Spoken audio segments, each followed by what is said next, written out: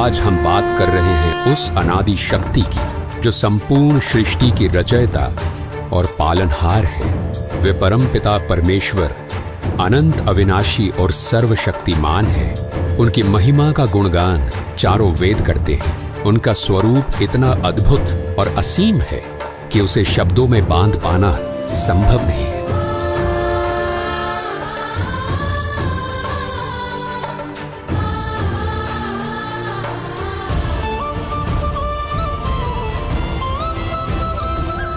वो कबीर परमेश्वर ही हैं जिन्होंने अपने एक वचन मात्र से इस संसार की रचना की। उन्होंने समस्त जीवों को और इस संपूर्ण ब्रह्मांड को उत्पन्न किया। उनकी लीला और सामर्थ्य इतना अद्वितीय है कि उनका वर्णन मानव बुद्धि से परे है। वे सर्वशक्तिमान परमेश्वर ही सब कुछ है। उनका अस्तित्व केवल धर्म ग्रंथों के पन्नों तक ही सीमित नहीं है। वो सर्वशक्तिमान परमेश्वर जो अनादि और अविनाशी है, वो स्वयं इस धरती पर प्रकट होकर अपनी दिव्य शक्ति और सामर्थ्य का एहसास कराते हैं। उनकी अद्भुत लीलाओं को जानकर हर हृदय श्रद्धा से भर जाता है और हर मस्तक उनका सजदा करता है। उनकी लीला इतनी चमत्कारी और प्रभावशाली होती है कि वो युगों युगों तक मानव जाति के हृदय और इतिहास में अपनी गहरी छाप छोड़ जाती है। उनकी उपस्थिति सच्चाई, प्रेम और धर्म का ऐसा प्रकाश फैलाती है जो हर आत्मा को परमात्मा की ओर प्रेरित करती है।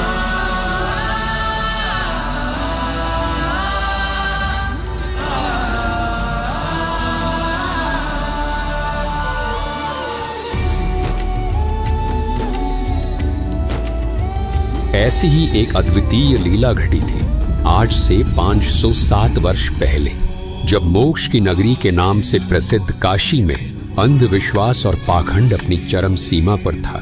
धर्म और अधर्म के बीच की रेखा मिटती जा रही थी क्योंकि कुछ स्वार्थी ब्राह्मणों के लालच ने धर्म को अपने फायदे का जरिया बना लिया था। आस्था और विश्वास को इस हद तक तार तार किया जा रहा था कि काशी के कुछ स्वार्थी पंडे हत्यारे हो चुके थे। काशी और उसके आसपास के क्षेत्रों में यह अफवाह फैलाई जा रही थी कि जो काशी में मरेगा वो स्वर्ग जाएगा और जो मगहर में मरेगा वो नर्क जाएगा। इस प्रकार जनता को धर्म के नाम पर भ्रमित कर उनकी भावनाओं, आस्था और विश्वास का शोषण किया जा रहा था। काशी के पंडे मानो स्वर्ग की टिकट बांटने वाले दलाल बन गए थे।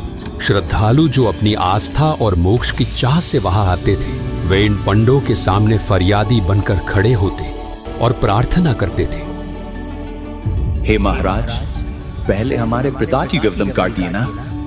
सोचिए वो मंजर कितना भयानक और अमानवीय होगा। धर्म की पतवार को थामे हुए इन स्वार्थी ब्राह्मणों ने धर्म का मार्ग त्याग कर अधर्म के इस घिनौने कृत्य को कैसे स्वीकार कर लिया होगा। जो धर्म सत्य, करुणा और अहिंसा का प्रतीक है, उसे उन लालची पंडों ने लोभ और क्रूरता की भेंट चढ़ा दी। ये दृश्य केवल मानवता का अपमान नहीं था, बल्कि धर्म और विश्वास के नाम पर किए गए सबसे बड़े छल का प्रतीक था। ये 15वीं सदी का दौर था। कबीर परमेश्वर जी भक्ति युग की मशाल जला चुके थे और उनका उद्देश्य था पाखंड और अंधविश्वास की जड़ें उखाड़ फेंकना।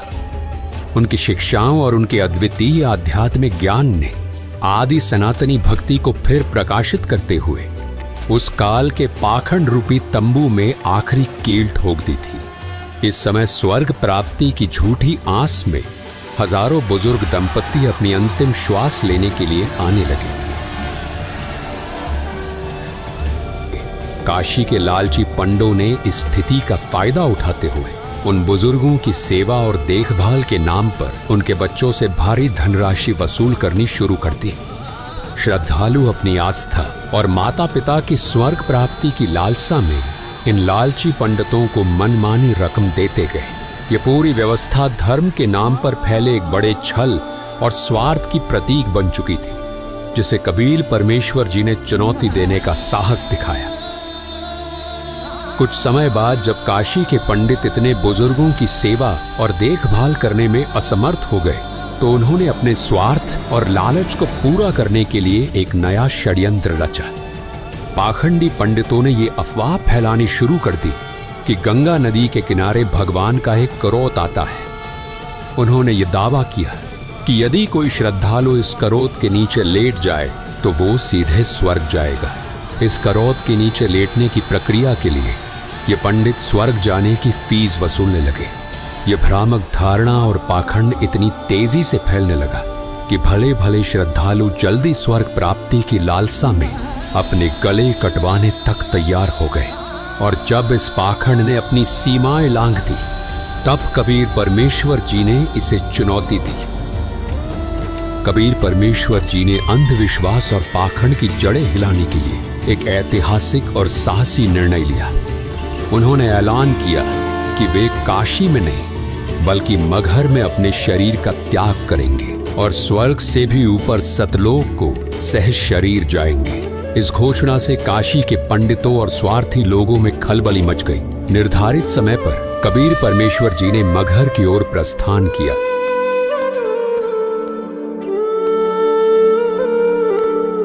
ये सुनकर काशी नरेश वीर देव सिंह बघेल अपने सैनिकों और पंडितों के साथ मगहर के लिए रवाना हो गए। मगहर पहुंचने पर वहां के शासक बिजली खान पठान, जो कबीर साहिब जी के शिष्य थे, वो भी अपने सैनिकों और मुसलमान लोगों के साथ गुरुदेव के स्वागत और अगवाई के लिए पहुंच गए। उन्होंने गुरुदेव को दंडवत प्रणाम किया। कबीर परमेश्वर जी ने उन्हें मगहर में शरीर त्यागने से पूर्व स्वच्छ जल से स्नान करने की व्यवस्था करने को कहा। गुरुदेव की आज्ञा पाकर बिजली खान पठान ने तत्काल ही राजमहल से स्वच्छ जल लाने की व्यवस्था शुरू कर दी। इस पर कबीर परमेश्वर जी ने बिजली खान पठान को कहा, राजमहल से जल लाने की कोई आवश्यकता नहीं, मैं नदी में बहते जल में स्नान करूंगा। बिजली खान पठान ने अपने गुरुदेव कबीर परमात्मा जी से प्रार्थना की, हे गुरुदेव, यहाँ पास में ही एक आमी नदी है जो भगवान शिव के श्राप के कारण बहुत समय से जल विहीन है। राजा की बात सुनकर कबीर परमात्मा जी मुस्कुराए और कहा, राजन, चिंता ना करो, मुझे उस नदी के पास ले चलो। नदी के पास पहुंचने पर कबीर परमात्मा जी ने नदी की ओर हाथ बढ़ाया, मानो उसे चलने का आदेश दे रहे हो। तभी नदी के अंदर कुछ दूरी पर जोरदार धमाके की आवाज सुनाई दी और जमीन के अंदर से एक विशाल जलधारा फूट पड़ी जो आसमान की ओर ऊंचाई तक दिखाई दी। देखते ही देखते वो सूखी आमी नदी जल से भर गई और उसमें से जल बहने लगा। ये चमत्कारी दृश्य देखकर वहां के सभी लोग आश्चर्यचकित रह गए और जोर जोर से कबीर परमात्मा की जय हो का जयकारा लगाने लगे। कबीर परमात्मा जी ने शिव जी के श्राप से ग्रस्त उस सूखी नदी को जल से ओत प्रोत कर दिया और अपनी दिव्यता का प्रमाण दिया। इसके बाद कबीर साहिब जी ने उसी पवित्र नदी में स्नान किया। ये चमत्कार परमात्मा कबीर साहिब जी की शक्ति का एक छोटा सा नमूना था। कबीर परमात्मा के शरीर त्यागने से पहले ही दोनों राजा काशी नरेश वीर देव सिंह बघेल और मगहर नरेश बिजली खान पठान अपने अपने मन में विचार करने लगे। काशी नरेश वीर देव सिंह बघेल सोच रहे थे कि कबीर साहिब का अंतिम संस्कार हम हिंदू रीति रिवाजों से करेंगे, मुसलमान रीति रिवाजों से हम उन्हें दफनाने नहीं देंगे। दूसरी ओर मगहर नरेश बिजली खान पठान अपने मन में विचार कर रहे थे कि हम कबीर परमेश्वर जी का अंतिम संस्कार मुस्लिम परंपराओं के अनुसार करेंगे, यानी उन्हें कब्र में दफनाएंगे। इन काफिर हिंदुओं को उनके अंतिम संस्कार के रीति रिवाज नहीं निभाने देंगे। दोनों राजाओं के मन में ये अंतर्द्वंद्व चल रहा था और वे अपनी अपनी परंपराओं के अनुसार कबीर साहिब जी के अंतिम संस्कार को संपन्न करने के लिए दृढ़ थे। ये स्थिति उस समय की धार्मिक कट्टरता और वैचारिक संघर्ष को दर्शाती थी, जिसे कबीर साहिब जी ने अपने पूरे जीवन में तोड़ने का प्रयास किया था। परंतु कबीर परमात्मा की लीला इससे भी ऊपर थी और उनकी दिव्यता ने इस विवाद को भी एक चमत्कारी मोड़ दिया। दोनों सेनाओं को आमने सामने खड़ा देख कबीर परमात्मा जी ने स्थिति को समझते हुए दोनों राजाओं से प्रश्न किया, राजन, ये कैसा दृश्य है? तुम दोनों के बीच ये युद्ध जैसी स्थिति क्यों उत्पन्न हो रही है?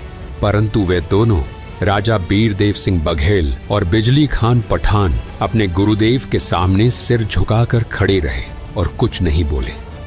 जब काफी समय बीत गया और किसी ने कुछ नहीं कहा, तब पास खड़े एक मुसलमान सैनिक ने आगे बढ़कर कहा कि हे कबीर जी, हम आपका अंतिम संस्कार मुस्लिम रीति रिवाज से करेंगे।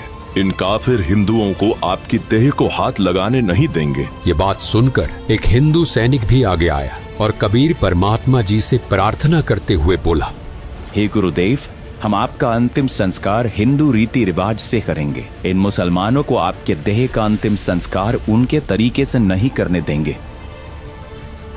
कबीर परमात्मा ने शांत और गंभीर स्वर में दोनों राजाओं और उनकी सेनाओं को संबोधित किया। उन्होंने कहा, तुम सब एक ही परमात्मा की संतान हो। धर्म, जाति और परंपराओं के नाम पर लड़ाई करना व्यर्थ है। हिंदू और मुस्लिम दोनों को एक साथ मिलजुल कर प्रेम और भाईचारे के साथ रहना चाहिए। यही सच्चा धर्म है। और मैंने तुम सबको 120 वर्षों तक क्या शिक्षा दी है? क्या मैंने तुम सबको ऐसे लड़ाई करना सिखाया है? कहाँ गए मेरे वो उपदेश जो मैं आज तक तुम सभी को बताता रहा कि हिंदू मुसलमान तुम दो नहीं हो, तुम सब एक ही परमात्मा की संतान हो। और आज तुम फिर वही खड़े हो। इसके बाद कबीर परमात्मा जी ने सभी को शांत रहने का आदेश दिया। कहा, यहाँ नीचे एक चादर बिछाओ और जब मैं लेट जाऊं तब मेरे ऊपर एक और चादर डाल देना। और जब मैं अपना शरीर त्याग दूं तब तुम दोनों इसे आधा आधा बांट लेना। और तुम सब ध्यान से सुन लो, अगर तुमने आपस में लड़ाई की तो ये ठीक नहीं रहेगा। कबीर परमात्मा जी का आदेश पाकर ऐसा ही किया गया। वहां उपस्थित सभी लोग स्तब्ध होकर ये सब देख रहे थे। कुछ समय तक कोई हलचल नहीं हुई और सब मौन खड़े रहे। तब अचानक कबीर परमात्मा जी का दिव्य स्वर आकाश से गूंजा, उठा दो पर्दा, इसमें नहीं है मुर्दा। ये सुनकर सभी हक्के बक्के रह गए। सभी ने आकाश की तरफ देखा तो कबीर परमात्मा सशरीर सतलोक जाते दिखाई दिए। सभी उपस्थित लोगों के सामने जब चादर हटाई तो वहां केवल सुगंधित फूल बिछे हुए थे। उनके शरीर का कोई भी अंश वहां नहीं था। कबीर परमात्मा ने अपने दिव्य स्वर से सभी को संबोधित करते हुए कहा, हिंदू और मुस्लिम मेरे बच्चों, इन चादर और फूलों को आपस में बराबर बराबर बांट लो। इस प्रकार तुम सभी प्रेम और भाईचारे से रहना सीखो। उनके ये शब्द सुनकर दोनों राजाओं सहित वहां मौजूद सभी हिंदू मुस्लिम लोग भावुक हो गए और एक दूसरे को गले लगाकर रोने लगे।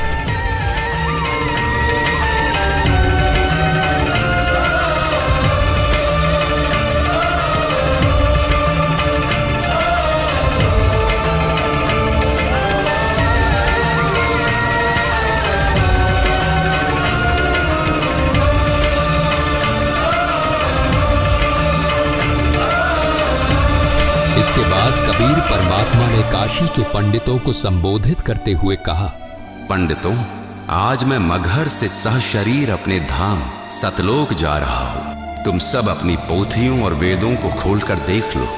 मैं वही परमात्मा हूँ जो स्वर्ग से भी ऊपर सतलोक में रहता हूँ। उनकी वाणी सुनकर सभी लोग स्तब्ध रह गए। कबीर परमात्मा ने अपने सतलोक गमन से ये संदेश दिया कि परमात्मा की सद्भक्ति करने वाला साधक, चाहे कोई मगहर में अपना शरीर त्यागे या काशी में सच्ची भक्ति करने वाला अपने उद्देश्य लोक को ही प्राप्त करता है। काशी में मरने वाला स्वर्ग और मगहर में मरने वाला नर्क जाएगा।